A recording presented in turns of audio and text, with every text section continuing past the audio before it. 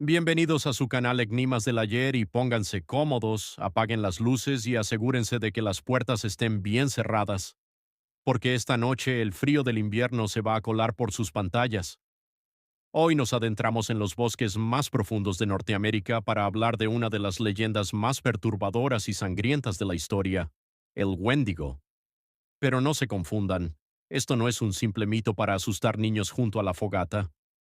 Hablamos de una entidad ancestral nacida de la desesperación, la hambruna y el canibalismo, una blasfemia de la naturaleza que mide más de 3 metros, con garras capaces de desgarrar el acero y un hambre insaciable que jamás se apaga. Lo más terrible del Wendigo no es cómo te caza, sino cómo destruye tu mente antes de devorarte, imitando las voces de las personas que más amas para que le abras la puerta.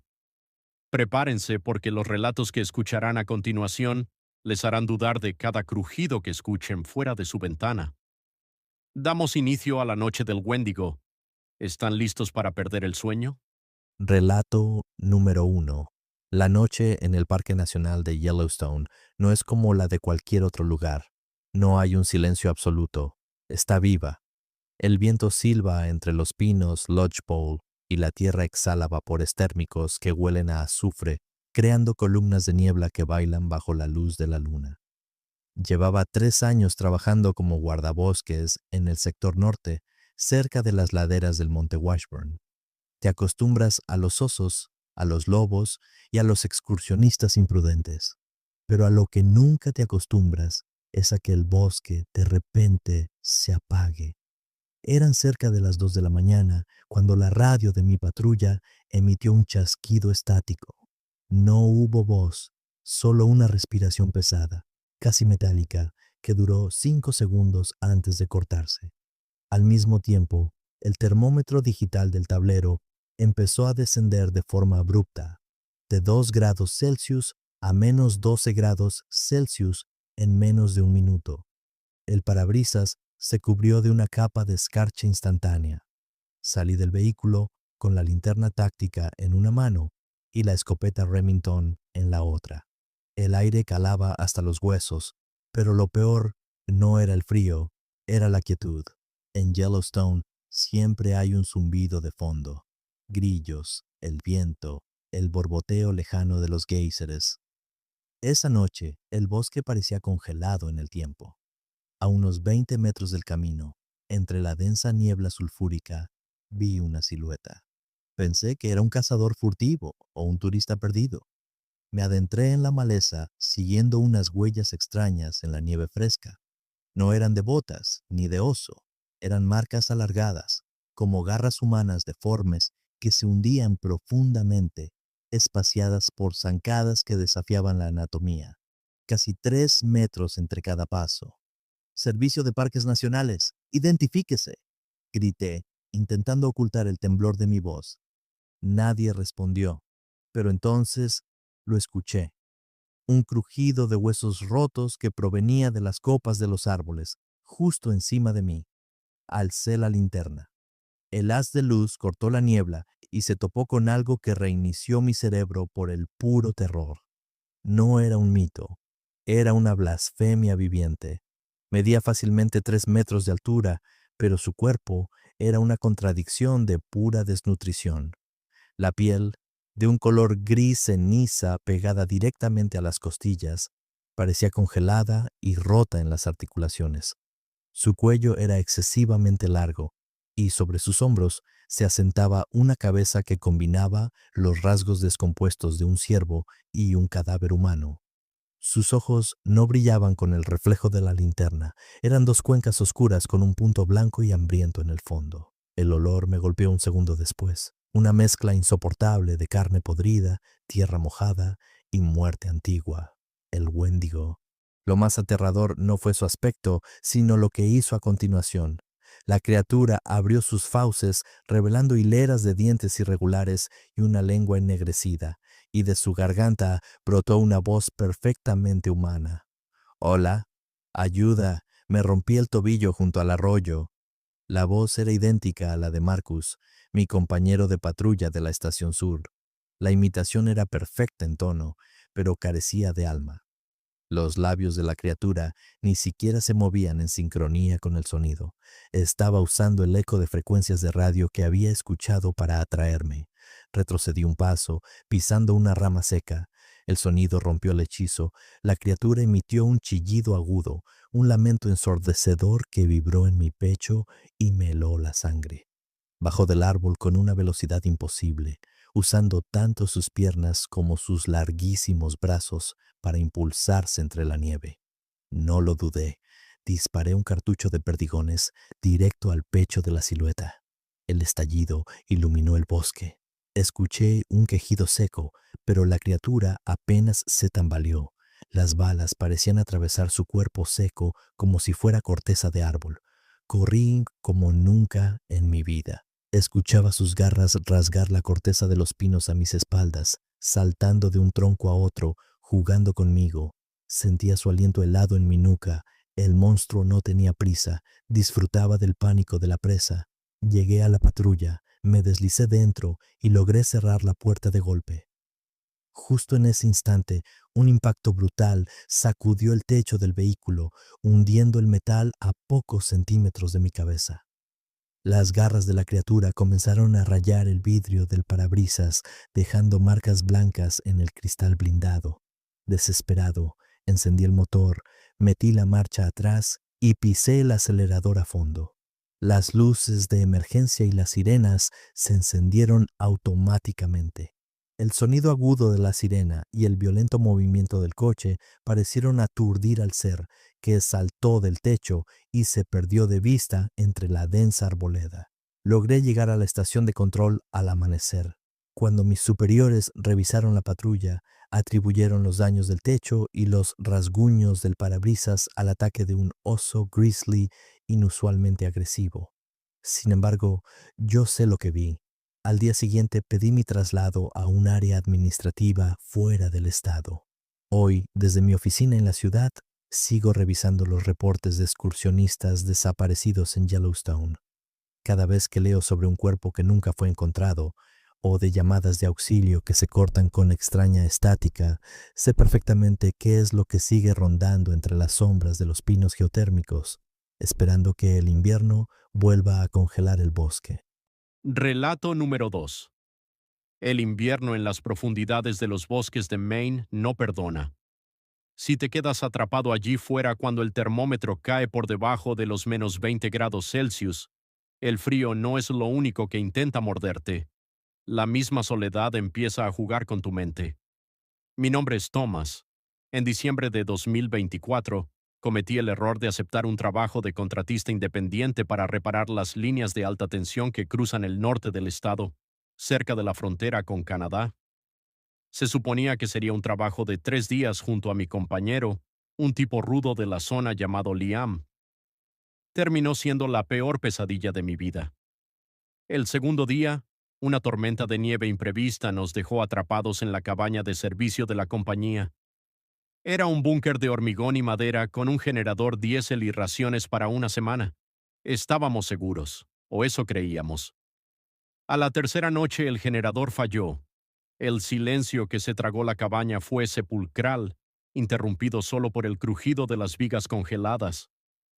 Decidimos encender la pequeña chimenea de hierro para no morir de hipotermia. Fue entonces cuando el olor empezó a colarse por el ducto de ventilación. No olía a humo. Olía a un animal atrapado que se había podrido bajo el sol del verano, un hedor rancio y dulzón que te revolvía el estómago. Liam, que llevaba años cazando en esos bosques, se puso pálido de inmediato. Apagó su linterna de golpe y me hizo una seña para que guardara silencio. Fuera de la cabaña el viento aullaba, pero en medio del caos de la tormenta escuchamos algo rítmico. Toc, toc, toc. 3 golpes suaves en el vidrio de la única ventana de la cabaña, que estaba cubierta por una gruesa capa de escarcha. «No mires», susurró Liam con la voz rota. Tenía las manos apoyadas en su rifle de caza, pero temblaba tanto que el cañón golpeaba el suelo. Ignorando su advertencia, mi mirada se desvió hacia el cristal. El calor de la chimenea había derretido una pequeña sección de la escarcha. Al otro lado, pegado al vidrio, Había un ojo. Era un ojo humano, pero desorbitado, sin párpados, rodeado de una piel grisácea y necrótica que parecía pegada al hueso del cráneo. La criatura presionaba su rostro contra el cristal. Pude ver sus labios retraídos, negros por la congelación, mostrando unos dientes afilados y amarillentos que castañeteaban por el frío o por la anticipación. El Wendigo no intentaba romper el vidrio, solo nos observaba. Medía más de 2 metros y medio. Sus hombros huesudos sobresalían de forma antinatural y sus brazos eran tan largos que sus garras de color carbón rozaban la nieve del suelo. De pronto los golpes cesaron. El silencio regresó, pero duró poco. Desde el exterior una voz comenzó a llamarme. Era la voz de mi madre. Thomas, hijo, abre la puerta. Hace mucho frío aquí fuera, me voy a congelar. Se me cortó la respiración. Mi madre vivía a 1000 kilómetros de distancia, en Florida. Era imposible. El tono era idéntico, pero el ritmo de las palabras era plano, mecánico, como un disco rayado. «¡Está en tu cabeza!», me tomó Liam por el hombro apretando con fuerza.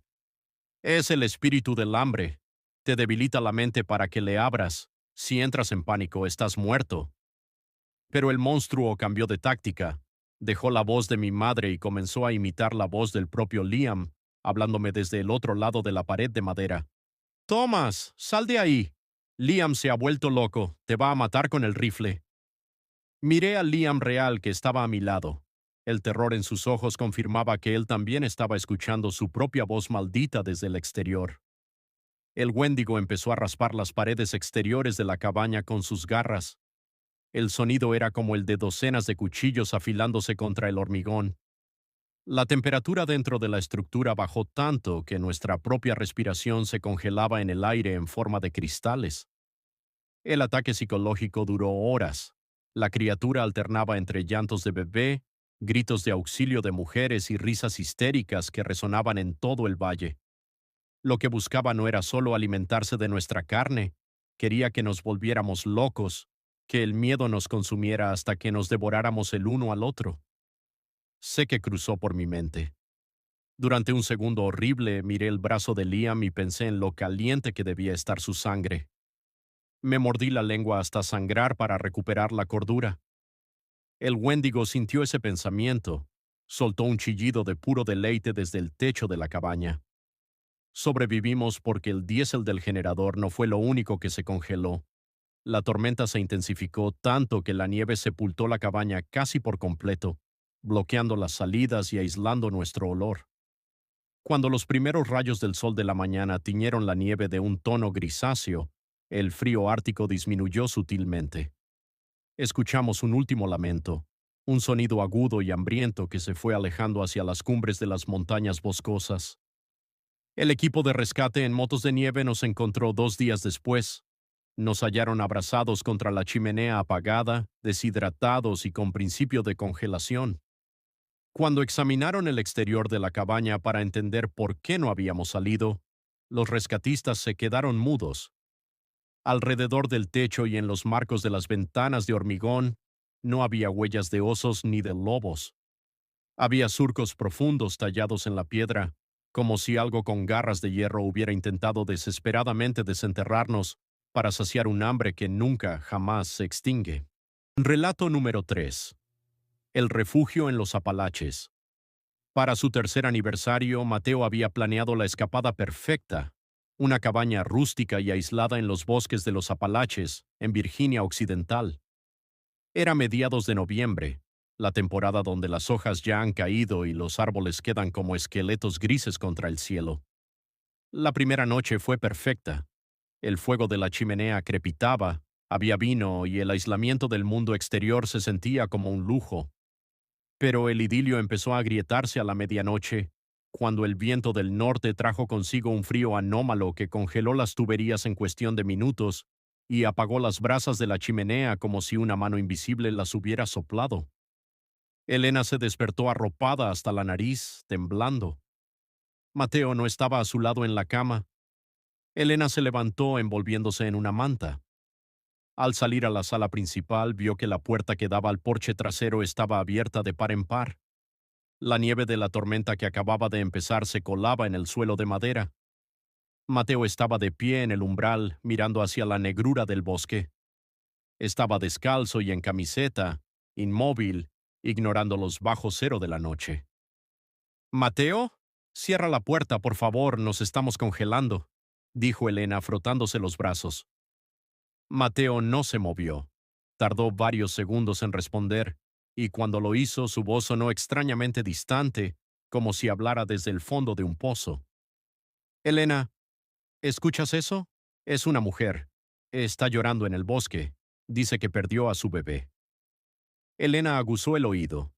Entre el silbido del viento escuchó el sonido. Era un llanto desgarrador, pero tenía una cadencia extraña, demasiado rítmica, casi ensayada. El instinto de Elena, ese mecanismo de supervivencia primitivo, se encendió. No era una mujer.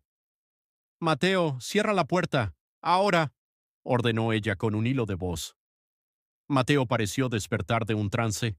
Sacudió la cabeza, cerró la puerta de golpe y le echó el cerrojo. Sus ojos estaban muy abiertos, inyectados en sangre. «Lo siento», susurró, abrazándola. Sentí una necesidad horrible de salir, como si algo me llamara por mi nombre. No volvieron a dormir. Se sentaron en el suelo de la habitación, de espaldas a la pared, esperando el amanecer. Fue entonces cuando empezó la verdadera tortura. El Wendigo descubrió que no podía entrar fácilmente debido a los pesados cerrojos de hierro de la cabaña, así que decidió cazar sus mentes. La voz de Elena resonó desde el piso de arriba. «Mateo, ven arriba. Encontré unas mantas térmicas en el armario», dijo la voz. Elena, que estaba sentada al lado de Mateo, le apretó la mano con tanta fuerza que le clavó las uñas. «Esa no soy yo», le suplicó con los ojos llenos de lágrimas. «No me sueltes». «Sé que no eres tú», respondió Mateo, pero su voz ya no sonaba igual. El Wendigo no solo imita voces, siembra una semilla de paranoia. Minutos después la voz cambió. Ahora era la voz de Mateo la que venía desde la cocina, al otro lado de la puerta de la habitación. «Elena, abre la puerta. Mateo está infectado, mírale los ojos, te va a matar». La pareja se miró en la penumbra. El terror psicológico del Wendigo radica en que te hace dudar de la única persona en la que confías. ¿Y si el Mateo que estaba a su lado era el monstruo? ¿Y si la Elena que le suplicaba que no saliera era una ilusión? La distancia entre ellos se volvió kilométrica en un segundo. El aire se llenó de un olor a carne podrida y azufre que se colaba por las rendijas. A las 4 de la mañana, la resistencia de Mateo se quebró. El Wendigo comenzó a arañar las paredes exteriores de la cabaña, imitando los gritos de agonía de la madre de Mateo. El sonido era tan ensordecedor y real que el chico entró en un estado de psicosis inducida por el monstruo. «Tengo que pararlo», gritó Mateo, zafándose del agarre de Elena con una fuerza sobrehumana. «No, Mateo, por favor», chilló ella, pero fue inútil. Mateo corrió hacia la puerta principal, quitó los cerrojos y salió a la tormenta con un hacha de cortar leña. Elena corrió detrás de él, pero se detuvo en seco en el porche. La luz de la luna reflejada en la nieve iluminó la escena. Entre los árboles una silueta de 3 metros de altura, esquelética, con la piel gris pegada a los huesos y una cornamenta de ciervo rota, descendió de una rama. Sus brazos, que terminaban en garras afiladas como cuchillos de carnicero, envolvieron a Mateo desde atrás. Mateo ni siquiera gritó. El Wendigo no lo atacó de inmediato. Miró fijamente a Elena a través de la distancia. Sus cuencas oculares vacías exudaban una maldad antigua y un hambre insaciable. La criatura abrió la boca y, con la voz exacta, dulce y amorosa de Mateo, le dijo a Elena: «Te amo, Elena. Sal a la nieve conmigo». Elena no recuerda cómo cerró la puerta, ni cómo empujó el pesado armario de la sala para bloquear la entrada.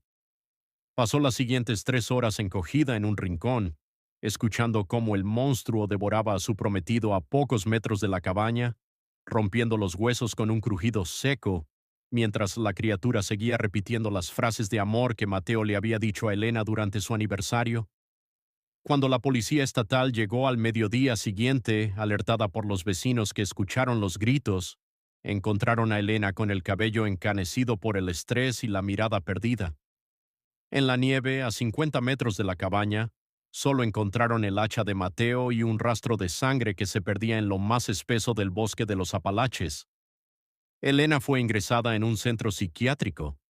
Los médicos dicen que sufre de un trauma severo, porque cada vez que alguien le habla con cariño o le dice una palabra de amor, ella se tapa los oídos y empieza a gritar que el monstruo está imitando otra vez. Y con eso llegamos al final del viaje de hoy.